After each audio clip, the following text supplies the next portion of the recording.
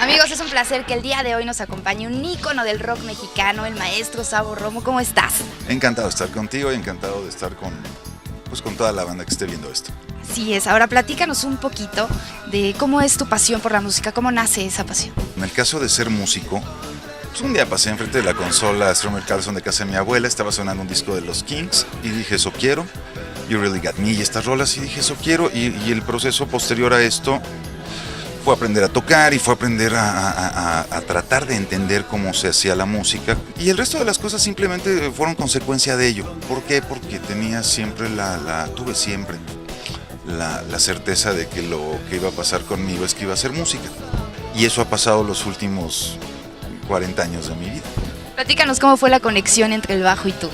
Yo como guitarrista y cantante y corista, teníamos una tocada y no dejaron ir al bajista, y entonces mi papá rápidamente me proveyó de un bajo de juguete maravilloso que me permitió el primer contacto con el bajo, y me permitió además descubrir que era como inherente a mí. Me colgué el instrumento y empecé a tocar, y descubrí que podía tocarlo y que podía cantar y que podía hacer una serie de cosas que no había descubierto antes, básicamente porque no tenía bajo.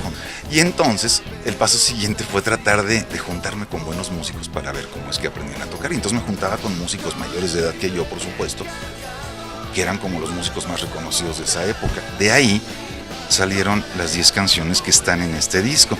Sí, son las primeras canciones que tuve el atrevimiento de inventar. Decir componer me parece que sería muy arrogante, pero fueron las 10 primeras canciones que inventé en mi vida. Cuando inventé estas canciones, pues prácticamente no sabía tocar, pero ya era lo suficientemente cínico como para sentir que estaba yo creando, ¿no? Ya me sentía yo artista y toda esta historia. En el camino aparecen Iván, que es el bataco, Miguelón, que es el guitarrista, y hacemos esto que es un demo que se convirtió en disco. Lo convertimos en algo divertido, y Los Finger tiene prácticamente 3 años de ser el proyecto principal de mi vida, a la par de todas estas cosas de producción que hago. Para los que no lo sepan, formé en el 87 una banda con Saúl y con Diego que se llamaba Los Caifanes, que es una parte posterior a la historia, obviamente a la historia anterior musical que yo tenía de haber grabado muchos discos, de haber participado en proyectos importantes, de haber tocado con Guillermo Briseño, con Ricardo Ochoa, con mis maestros.